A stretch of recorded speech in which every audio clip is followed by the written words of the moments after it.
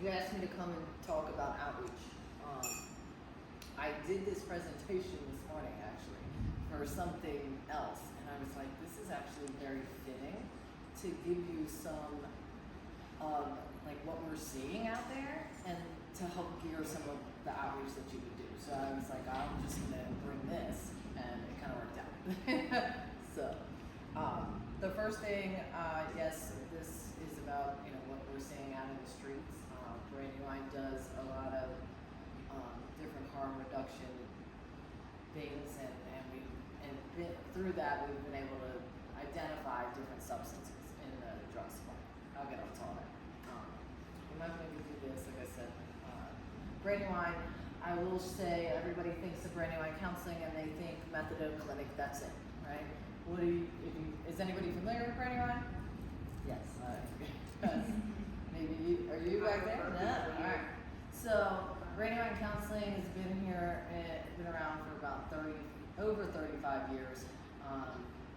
We generally, most people think of us and think that we just are a methadone clinic, but we're not. We do all of these other things in addition to methadone. Yes, we do methadone. We do medication-assisted treatment, but we also offer different programs, different peer programs. We have criminal justice programs, DUI programs, education programs in schools. We do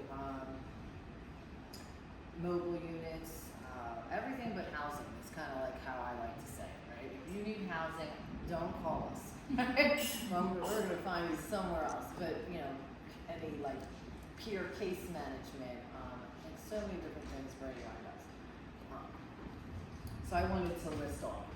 Like, people need to know that we're not just that.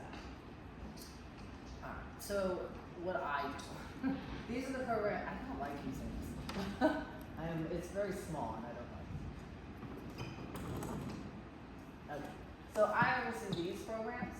The syringe service program is literally what it says. We give out syringes to people that use substances, that inject substances. We also give out other items, and I'll go over a lot of that. But it's not just syringes. Like, people think you come to the syringe service van and you get that and you leave and we don't say anything else to you.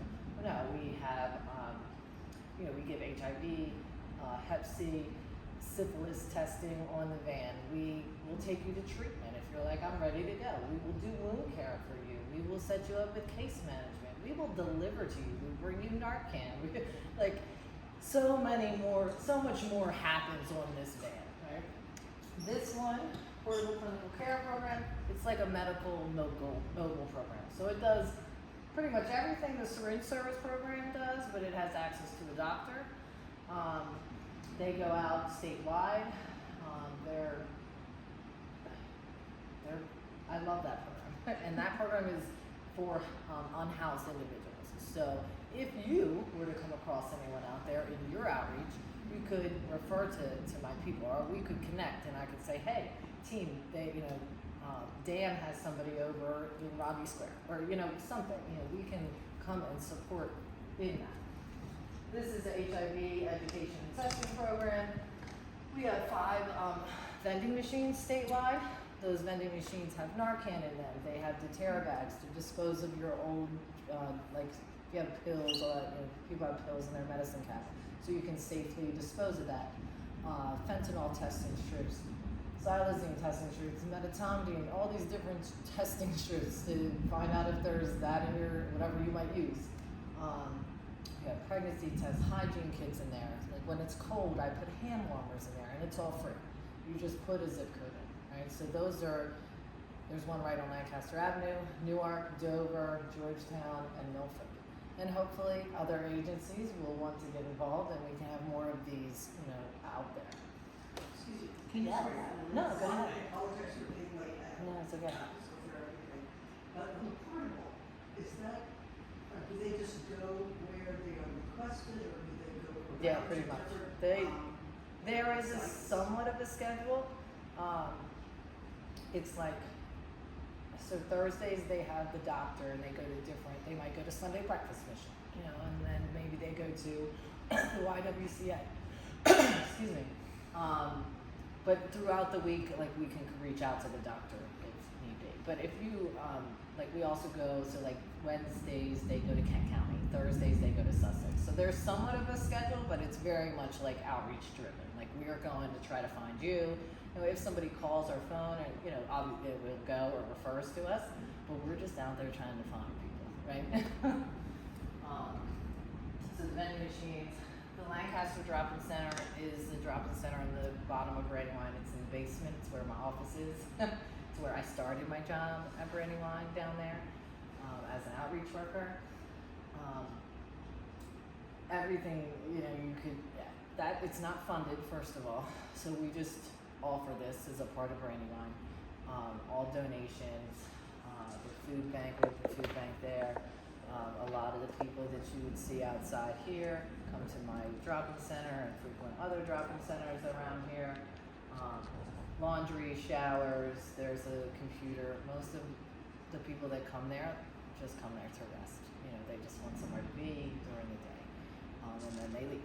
You know, we don't require them to be sober. You know, they can come in and it does anybody. You know, it can. You know, we have people that call and they're like, "We heard you at the food pantry. Can we come down?" Sure. You know, come on down.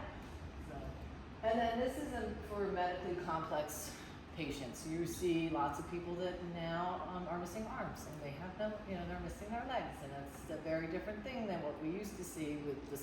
You know, what drugs are out there. So that program is for those people. So these are my programs, right? So that's like what I do. Everything that I do is outside with the people, you know, pretty much like you're still using, you're my people, all right? So let me, all right, so this is the shift in the drug supply. So back, you know, 10 years ago or 20, whatever, it was heroin. You know, people were heroin, maybe they smoked crack and they're out there, whatever. And then before that, whatever substances it was. Then fentanyl came, then xylazine came. Xylazine is it's a tranquilizer that was put into the fentanyl supply, which is supposed to be the heroin supply, right? But became fentanyl. Then they started mixing in the xylazine. That's when you started seeing wounds on people. And they lost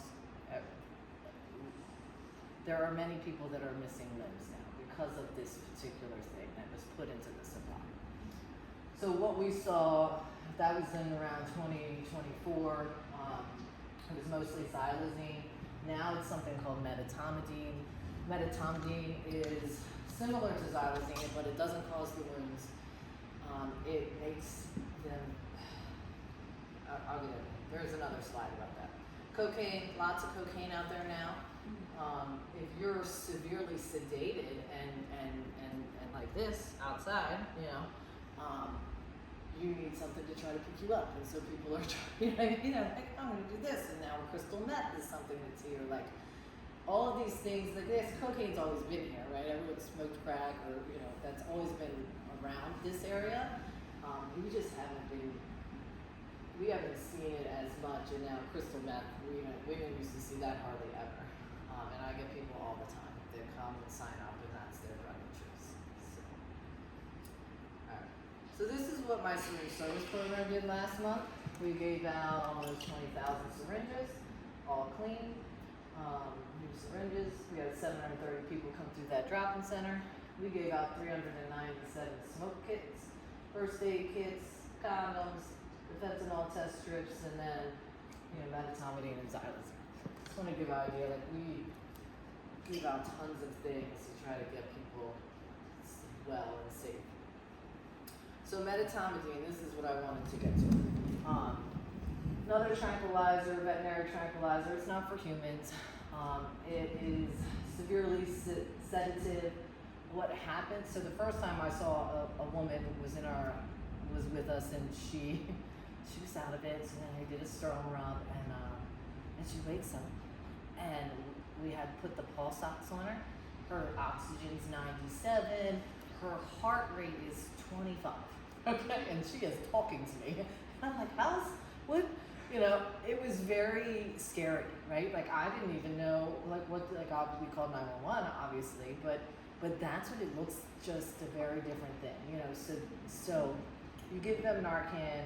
Narcan doesn't work on medetomidine. Narcan is only for opiates. If this is a veterinary tranquilizer, it's not an opiate. But it does help at least with this, like the respiratory piece. So you would give them Narcan, call 911, make sure that they have some oxygen, stuff like that. There's not a whole lot that you can do. We have to wait until the medetomidine wears off, right? Hi.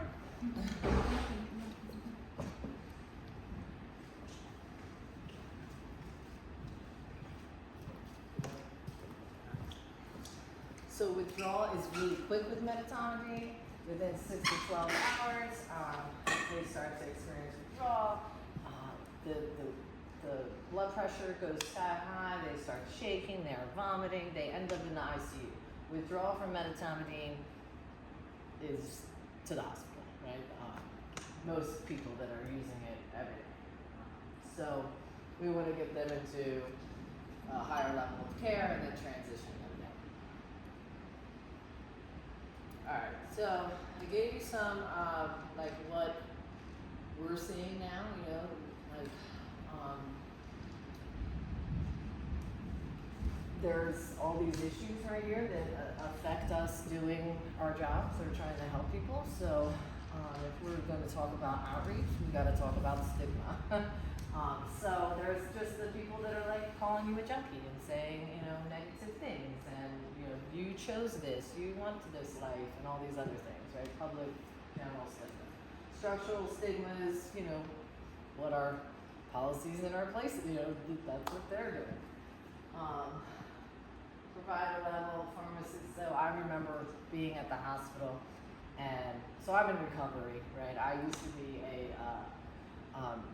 a client of the syringe exchange program. They were very nice to me, and I came back and I got clean, and I run that program now, right? So I think it's very important to remember, and I love that you all are like about helping the people, because if you're not, like, you have to be treated like a human. Like that's like one of my core memories in my life, is that like they were nice to me, and I always would go back. I would wait till, I wouldn't even get use like someone else's syringe. Like I would wait for them. So yeah. And then just your internal stigma, right? Like I'm not good enough, right? That will stop me from going to get help, or all of that. So different things like that, and then what do we, you guys can be voices of that. So you can start talking about addiction, and what you're seeing, and homelessness, and all these things. You get that conversation going, because nobody wants to talk about it, and they're not gonna always want to hear you, It's the same as I might, you might tell someone you need to go to treatment, and blah blah blah. They're not going, right? Nobody's going until they want to go, right? It's the same thing with people and giving them information. They don't want to hear it until they want to hear it, right? No different. You can provide it, but when they're ready, you can just keep providing, and then they know they can come back to you when they're ready. An example of this is we were doing outreach, we were handing out Narcan. We were in Knollwood in Claremont. I try to get this woman Narcan. She says, no, let them die. And I was like, okay, ma'am, thank you. And I continue on. Like 3-4 months later, whatever, we end up back. And this same lady sees me, sees we're walking, we're doing the same thing, and she comes up to me and she gets Narcan from me, right? I don't know what happened in between that time, right? But something happened, and then she was open. So just keep talking about it and be that like positive voice, that safe place that somebody, when they are ready, they can come to it. All right, so we got all these barriers to everything. So if we're out here, you go out, whenever you're doing outreach, you gotta bring something, right? You gotta have some waters, you gotta have, snacks. You have to have an in, hi, how are you? You're thirsty, something, right? Because I don't want to talk to you, So generally, like, that's how we, try to get people, or if you see other people out there that know, where maybe a group is, you ask them, maybe you built some rapport, they start to see you as you're like out there, they're gonna start to recognize your face and realize that you're a safe person too, right? Some people come into like encampments and they're afraid, like in the city, right here we don't really have encampments per se, but like say, you know, downstate there's different, like they're in woods with, you know, it's like a whole little city, little tent city, you know. I guess we did just have this city, I'm sorry, I wasn't even thinking of that. But like you have these places and like there's people there called the mayor or somebody who's the mayor of that tent city. Like you have to build rapport with them before, because they're afraid that they're gonna lose their space, right? As soon as, you know, the cops or whoever finds out that they're here, then they're gonna lose that spot, and then we lose them and we can't find them, so then we can't help them. So once you find them, right, maybe, you know, but we run into all these barriers. And I know like this wasn't really what we were talking about, but I'll still go over it because it's a huge problem we run into, you know, getting somebody somewhere, transportation. Maybe you get them and then there's obviously no shelter beds. How many of those exist in Wilmington? You know, they've done away with different places. When it comes to substance use bed, it's the same thing, you know. If there's not, and people will die. Like I have so many countless stories. You know, a woman, it was like Tuesday, the bed wasn't ready till Friday, she died on Wednesday, literally the next day, you know, that's what happens, and it's really sad. There's not a lot for, you know, if you're only using crystal meth, there's not like a whole lot that they offer you, right? There's not like 30-day treatment, like stuff like that, because it's not physically addictive, so it's hard. The medical complexities, if you have diabetes, if you're missing your arms, if you have wounds, they don't want to take you to these places because you can't take care of yourself, right? So then finding someone where for those people has been a huge problem. And I know that across the board is a problem with homelessness, right? How many people have medical things going on, severe mental illness, like all of that. A lot of them don't even want to go somewhere. They are completely content with where they're at. And there's different people we've helped get into places. One guy would sleep outside just right on the concrete outside of my work, and I would see him every morning, and I'd be like, "Hey, how are you today?" You know, like this was like his spot. And then he went in somewhere, and then he came back, and he's finally in a place and has been there for at least a year. You know, but that's huge, right? Because he was content. Like this is my life, nobody tells me what to do. It's an adjustment when you've been living this way and then we're like, here, go here, and you can't drink and you can't do this, you know what I mean? And so sometimes like I might rather stay out here where I can do what I want. Insurance is a barrier, not everyone takes, you know, your insurance, maybe they don't have any, like there's so many things when it comes to insurance. Couples and families, or you have pets, we had to get the SPCA to board someone's dog so they would go to treatment.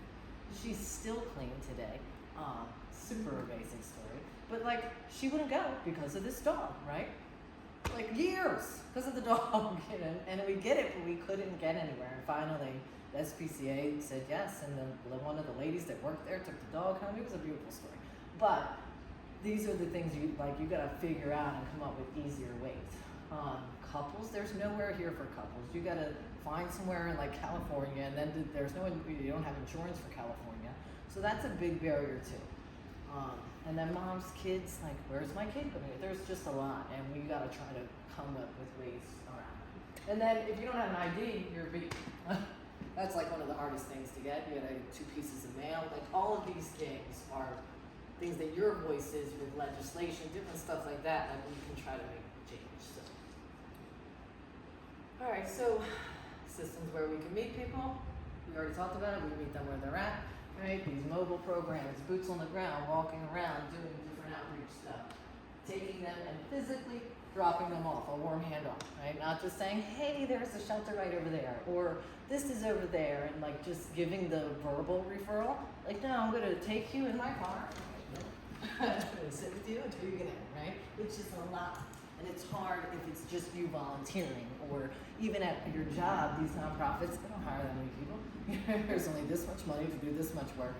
But we do our best.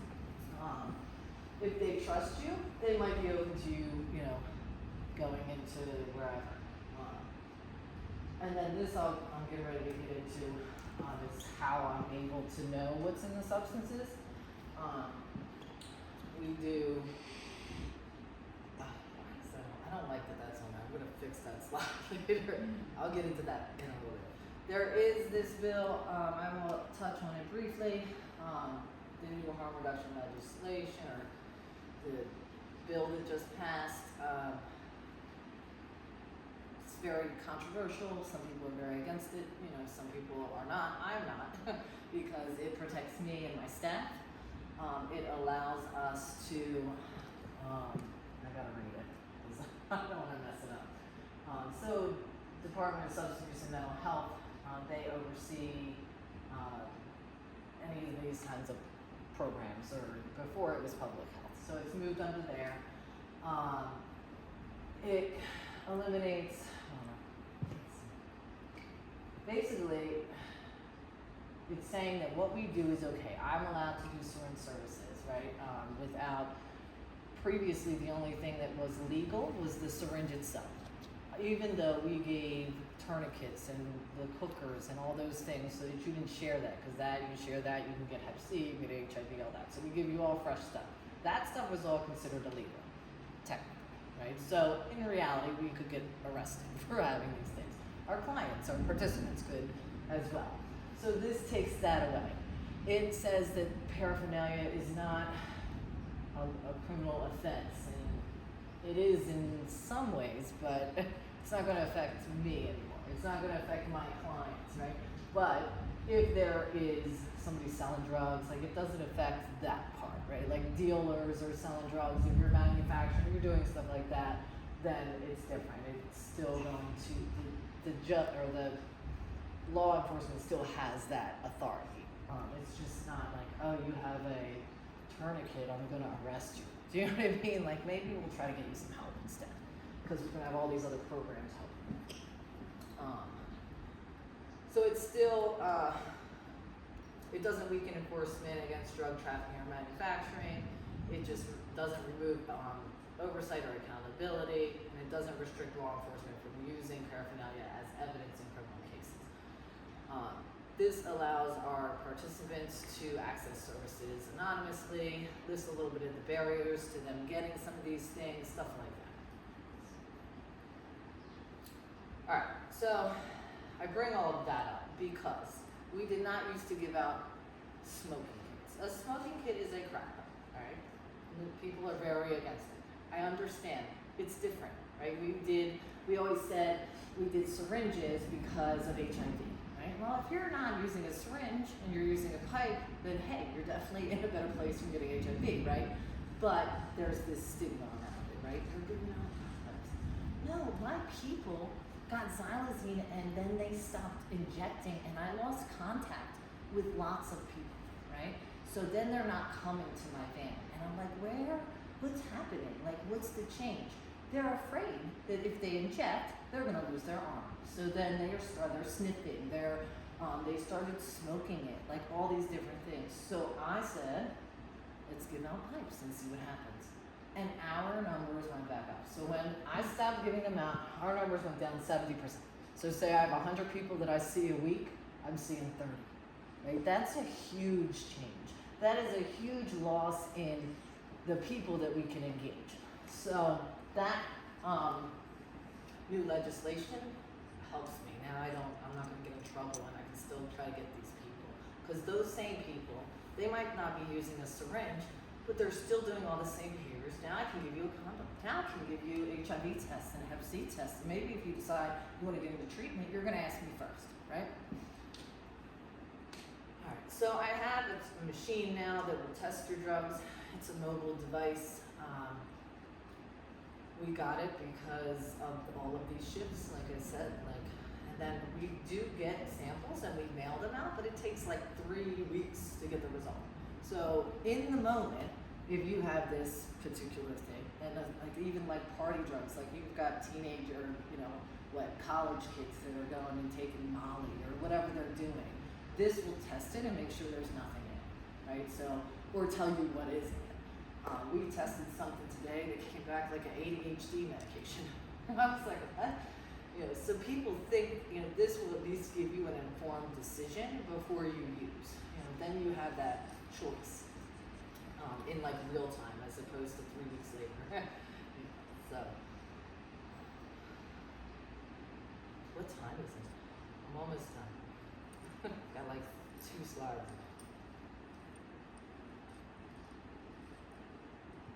So this machine is what we bought. And if you watch them, it's literally this little tiny thing comes out. We can set it up anywhere. It doesn't, I don't think it has sound. Time? It's not even playing. Oh, it's playing over here. That's hilarious. I'm sitting here like. I don't know why it's not playing for you, but I'll just hold it down. If you can see. So it's like this little machine right here plugs into a laptop, and then we sample their substance with this little device. So it's like a mini Raman spectrometer thing, or I don't know the technical term, but it does a great job, and it will tell us what's in there. And that takes like 5 minutes. You know, once it's set up, each sample takes maybe 3 minutes to run through. It just takes a second to set up. Alright, so sorry about that. I don't feel like I would share the slides. It went the whole PowerPoint. There we go. Do you see it? Yes, Yeah. yes, yes. It's back. Yay. Okay. Alright, so that machine allows me to give you this information too. We send these samples to the state. I don't know, you might get it, or maybe, you know, there's a report that comes out every month from DSAM that says what's in these different substances. And our data, there's other people that do it too, their data, it all, you know, drives that report. So, how can we strengthen collaboration and access to care? More handoffs between agencies, setting up like MOUs with them so that when, you know, Jane, who's your contact there, leaves, you know, someone else, there's something in place that says, we do this, you know, not just Jane, you know, setting those kinds of things up with different agencies, like, stigma training for across everybody. You know, you want, just like why we gotta talk today, keep talking about that and ask for people to talk to their people, get that conversation going. Bringing everything together, there are some new, I messed this up, CCBHC or something it's called, but it's a comprehensive place where all of these things will be in one spot. So that is coming, there's different agencies doing it. Brandywine is one of them. And then there's all this opioid settlement money, right, that comes to us, okay? So why don't we, you know, let them know what we need? There is an outreach committee, I'm on that committee. I need to know. Like join those town halls, whatever meetings they come up and get your voice, because that's like how we decide where the money goes, you know, is by the voices. And then apply for it and use some of it to do your outreach. You know what I mean? Anybody can apply for this, pretty much. Not anybody, but you know. Alright, so this, like I said, was for organizations, but, you know. Alright, so question, discussion. What do you think? What do you want to know? That I might be able to help. On your website, is it listed, as mentioned, like the schedules, the location of the vendings, like something that we can use as a printout, like even for the ladies that I work with inside the prison when they're leaving and they're in that reentry and trying to just make sure they have the resources? So the website has you can go to, they keep changing the name, so it's like Drug Equipment Prevention Program or something, that's Okay. the syringe program. The vending isn't, because they're just there all the time, but it's at each Brandywine site, and then Okay. the Pallet Village Okay. in Georgetown has it.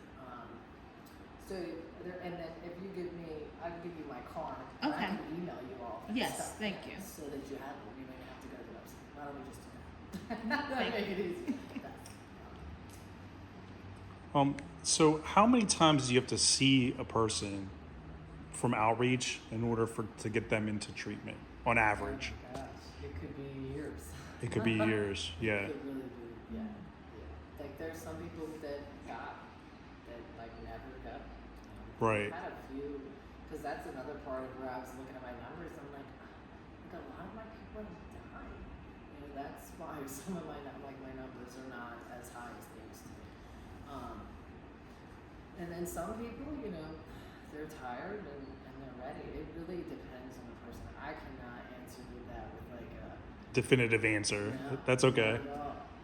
Like some people, it's like they hit rock. They go out. They're out for a couple months. Like, oh, I can't do this. And then some people are like there forever. I was out here for years. It took me, I don't know, like 15 years. It was until I went to jail. I know a million times. That's my story. And it did not matter. Like I would leave, and I didn't know anybody that was doing something different, and I was lonely, and I would be like, I'm just gonna call these old people. I'm just gonna go back where I know these people are because like I didn't know what else to do. Now it's a lot. So much has changed in a great way. We don't just generally like. They do just let you back out, but a lot of the times like you're going in somewhere and you're going through like a step down process and you're meeting new people and you're doing that like without substances or you've gotten your mental health, maybe you got medication that you needed, and so like everything starts to change and get better for you. But if you go somewhere for 5 days and then you come right back out, or even 30 days and you come back out, like you don't have a job, it's just like, so it's hard. Yeah, so that's was going to be my next question, like the length of treatment. I would definitely say, I would say at least 6 months, easy. Right. That's my personal opinion. And then in the state of Delaware, how many places offer that kind of long-term treatment? They don't. So most, there are some Impact Life or CCP housing that has PHP. So they're programming and they're living somewhere. They're not in an inpatient rehab facility, but they're there and they're there for it's 2 years. So that is great, right? So you get this 30 days in-house somewhere. Get yourself together, maybe gain a little weight. It's nothing, you're not getting any treatment in that 30 days. You're just starting to realize that it's Tuesday and, whatever. Everything's just starting to come back. So in 30 days, none. And then you go somewhere else. And then, 3 months you start to wake up a little bit and then you start to do this. And then maybe somebody's teaching you some life skills, right? I still don't know how to do dinner and food. I spent all my life going to jail. They did that for me, right? They fed me breakfast, lunch, dinner.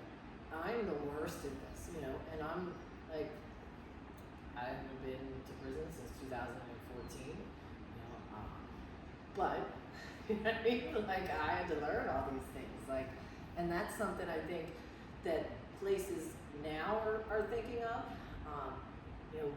teaching that they go to so many places. They go to a cooking class and stuff, and they're learning these things that you don't know when you're just living outside or you're homeless or whatever.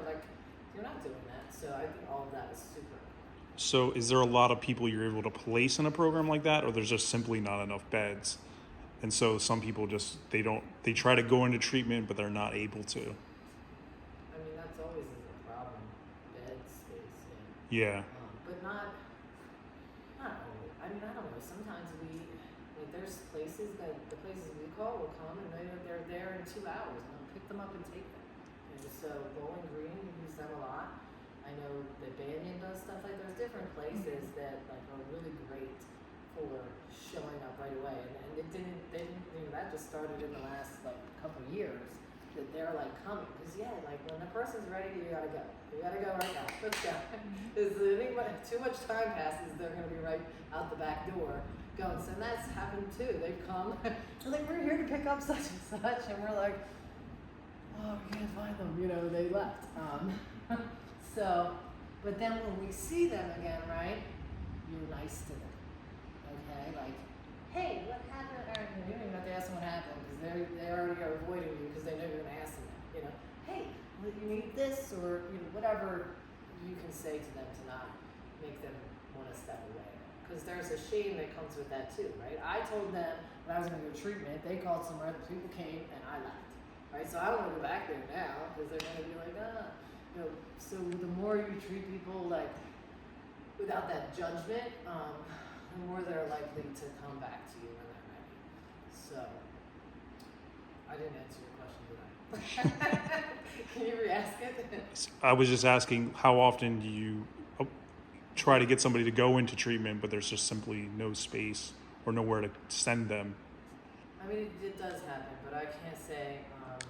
It's often. I mean, it's like, I don't know. Honestly, I would need to check with my team and see how often, because I know a lot of the time, but I don't. They could be calling every day and getting married. So Yeah. I would have to ask them. Because that's what a lot of unhoused individuals I've talked to. You know, there's always some barrier, and it may not be drugs because not everybody who's unhoused Yeah. has those issues. Well, that's a barrier. Is that like so?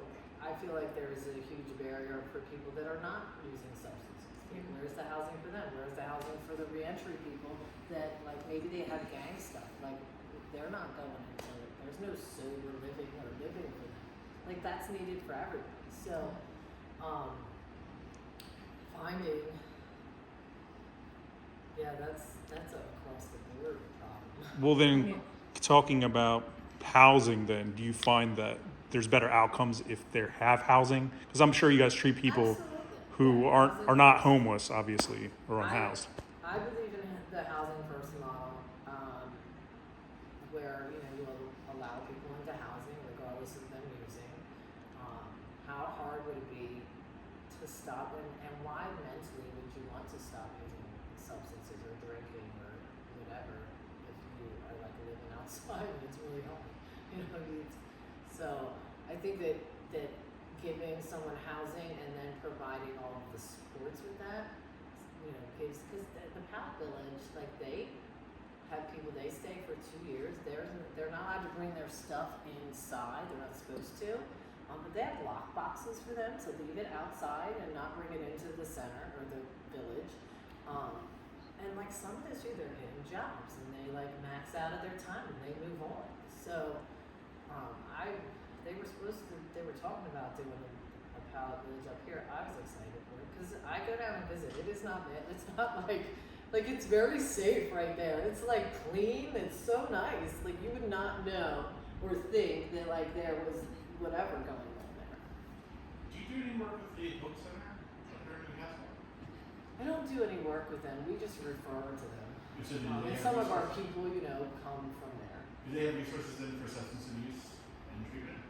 I know they have like a medical floor. They have everything like built into there for the most part. And if not, they're like they're the people who are busing out to they come to us. I'm Or sorry. they- I Yeah, do no, I do everything a lot of that- work at the Hope Center. They have Bridge Clinic in there too.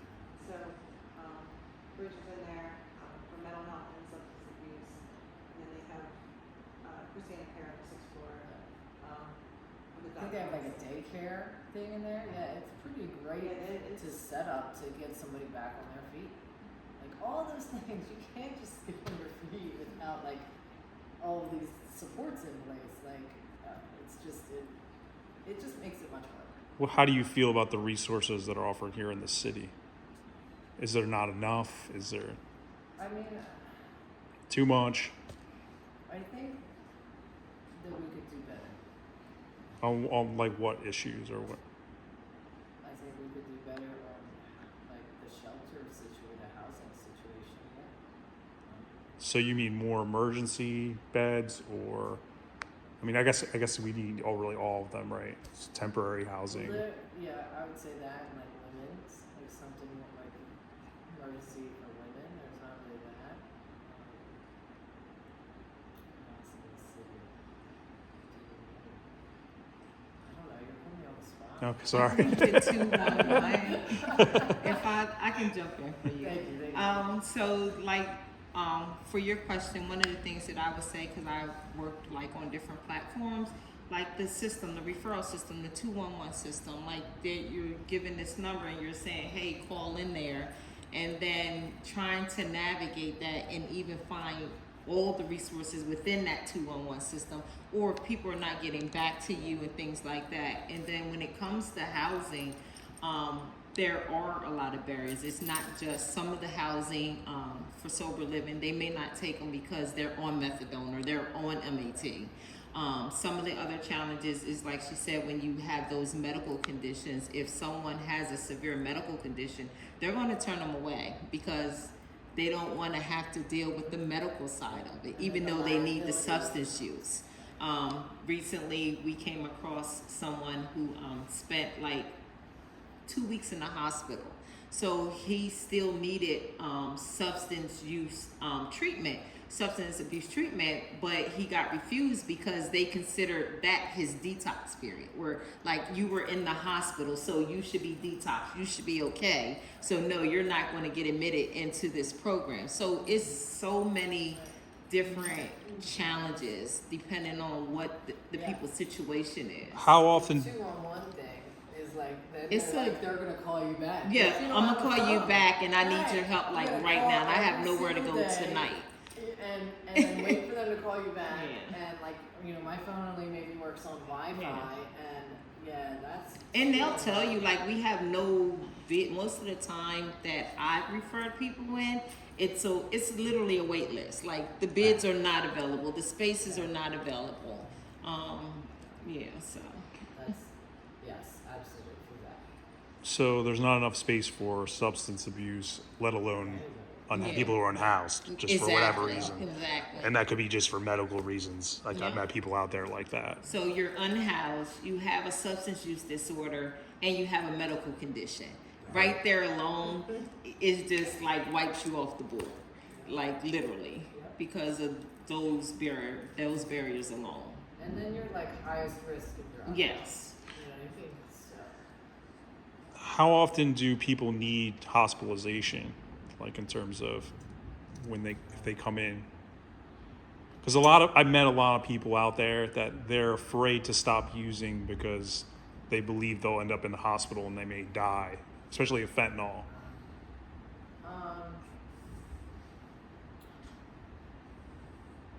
ask the question.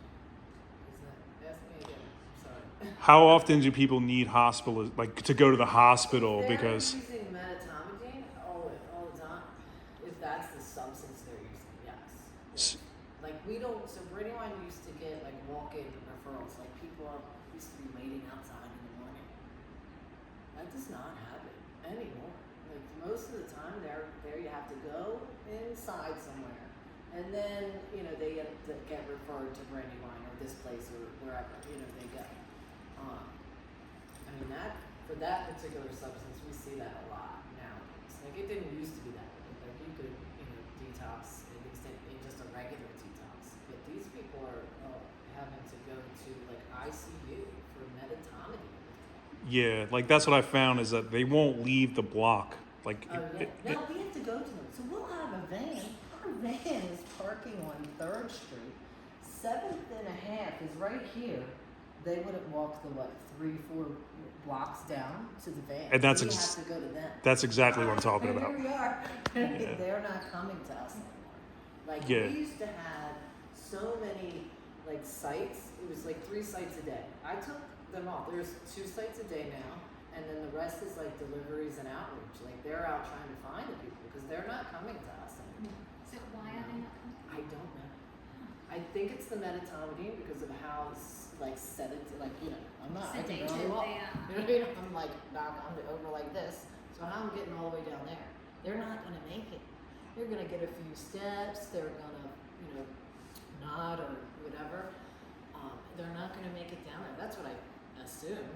Is the change because they don't get too far a lot of times. And yeah, so that's my thoughts on that. Well, like I said, when I talk with them, they have to use after a certain period of time. Yeah. So they won't leave that area because then they have to walk further. Then, Yeah. that cuts their time that they have to use. So, Like, I'd give anything for us to have heroin, which is a crazy thing to say, but you know, be like, it was not like this. Could you give a quick overview of like how it would work? So say somebody decides that they want to get treatment. What happens then? Like from that decision to finally getting clean? Like what does that look like? Where do they go and what services do they It depends on, you know, what their drug choice is. Generally, we would call someone that has a detox, if that's what, you know, they needed a detox. And how long does a detox usually last? Like, oh my gosh, like I said, it depends now on the substance. It used to be like 5 days, you know, about, depending what they're using now, it could be they tell me like 2 weeks after they're still not feeling well. So, and then once they detox, then they would do like inpatient treatment, you know, somewhere for 30 days or whatever. From there, hopefully, right, they would go to a step down from that where they live there, but they still are doing like intensive outpatient. You know, they're going like every day somewhere, or and then maybe they could go to like some kind of a sober living or an Oxford House or something, you know, whatever. Like that is what I've seen people be successful with most of the time. Yeah. You know, that I was successful that way, and other people get clean wherever though. You know, sometimes people get clean living right here.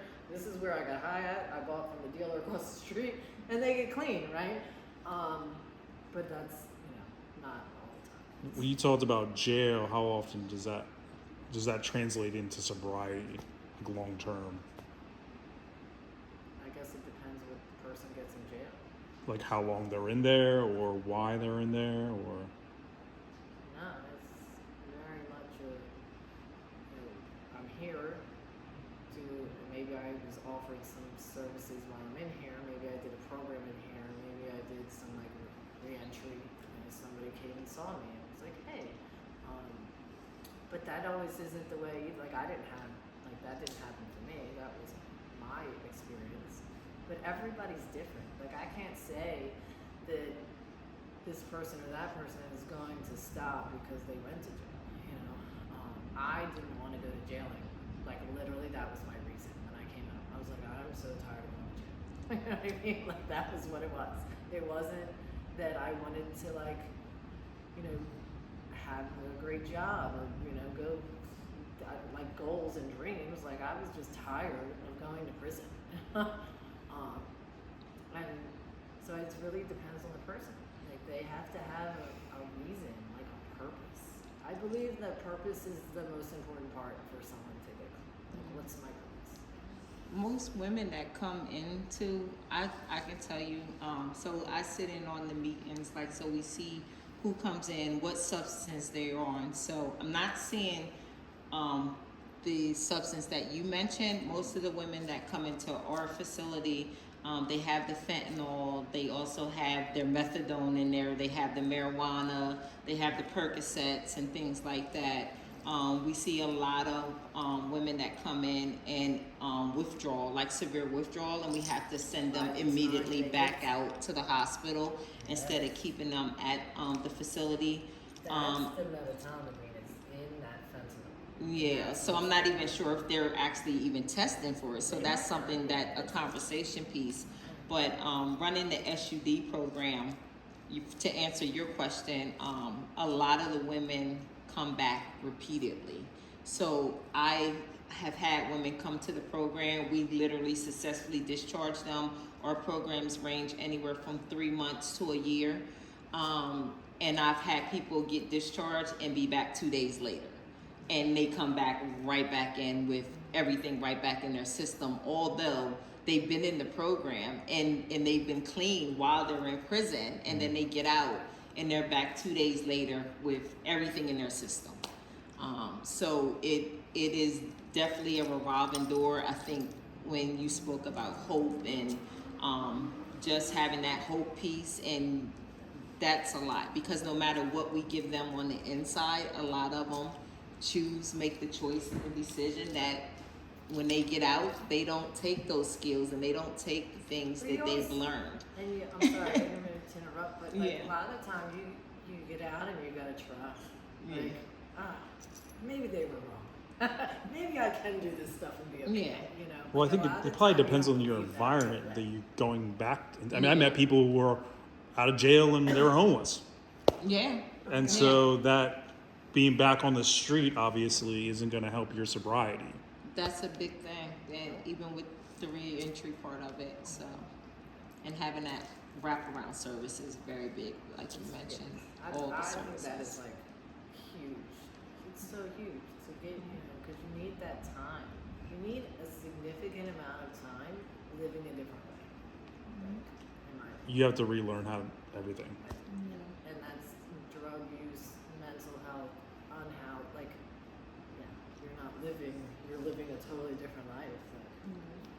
Like, And s- I Tammy wanna thank you. I'm sorry, I know I'm like behind everybody. I You just good. wanted to talk about that environment piece you were saying. Mhm. People, places, and things is like a huge thing. So when I get somebody who comes to me and wants to get into rehab, my first thing is let me get them as far away as possible. Let me send them to Banyan. Let me send them to Hudson. Let me send them to Bowling Green. Get them out of here in a whole new environment to make them really feel like they are starting fresh. Even if it's their sixth time going, like I'm gonna send you away so that you don't, you're not back out tomorrow a block away, and you can just walk over here. Like, it really helps them like being able to clear their head and feel like it's a fresh start for them. And when I am able to get them in there and they do finish these programs, they do come back to me and tell me that was like a good choice, that they got out and away from it. So. Good. yeah, Yeah. I agree. About 30 minutes from here is Chester County, Pennsylvania.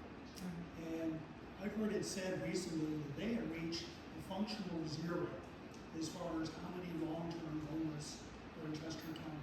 There are a lot of people in Chester County, so that's quite an accomplishment. And I've heard it said that a lot of their success, and people here Yeah, what do they probably do? know more than I do, but it sort of gets into the wraparound services where there's just more talk and more conversation about between the service providers at the VA hospitals and prisons, and Yeah, just like somebody more goes to the hospital. dialogue about what is it you do and what don't you do, and more dialogue to have fewer people fall between the chairs. Right, And right. also, I've heard it said that it is possible to keep track of where's Fred today and where was he yesterday. And we have by person information about, not to pick on Fred, but the more information about the person and what they've done, what they've not done. So it's just a different managing process that's under, actually this organization called Community Solutions, which Mary has helped in this. And I've been working with Friendship House for some time, and it, along with a lot of other organizations, do great work, but there's a lot of dropping between the chairs. yeah, And that's like one of the things that the Wellness Without Walls programs that we did was because of that. So like now, if it's one of our people, we can check and see if they got released from the hospital, or like it'll alert us, because otherwise, like you don't know they've gotten out, and then like at least if we knew, we could go and try to find them, or like we found out they went in, like, and if there was something I think like that kind of across the board with different stuff. But then it's like everybody's has to have a release sign. There's all these other barriers with that. But it would make things so much better if we could not lose them in steps between. well, people who are unhoused generally are very transient because they may not be welcome where they are, so they have to kind of keep moving from one place to another. So that's part of the problem. I think the city was, well, in terms of the tent city, they were working in the right direction, but then they abruptly ended that. So now people are more dissipated, so it becomes more difficult to find them, at least consistently. Now there's a lot more people down by the Sunday breakfast mission again, but we'll see what ends up happening with that, because they may disperse them from there once the residents or the businesses begin to complain again about the situation there. But I don't think it's the way, at least this, from what I can see, the city is doing.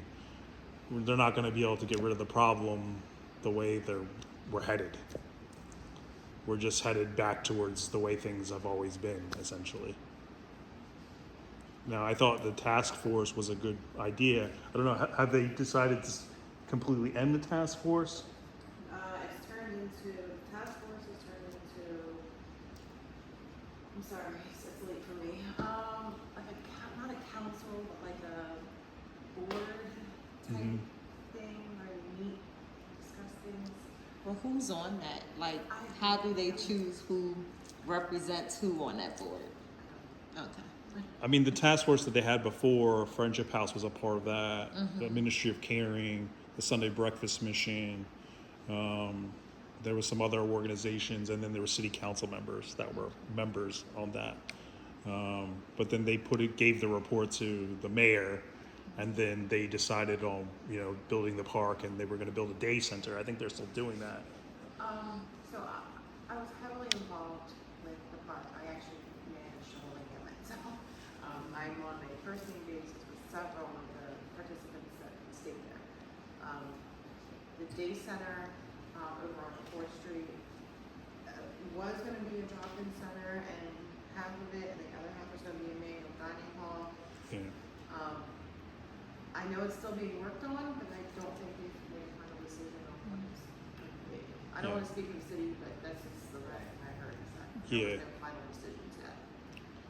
So, we've got to start getting people more focused on what's going on. And then the other part of the problem, which I pointed out before, is the civic associations, because they were, as you said, they were proposing the tiny homes like they have down in Georgetown, or Southbridge doesn't want it, and the East Side doesn't want it either. So, where do they go? One of the things I've been proposing is the Plummer Center. Yeah, and the state owns that. Or they could tear it down and build affordable housing for the homeless. Build another Hope Center, which I think would be logical for the city of Wilmington. Because from what I can tell, and you guys can correct me, the majority of the homeless in the state are in the city. So we've got a lot of work left to do before we get to where we want to go. And then, the other part of the piece of the problem is, I'm going to end this. So I'm just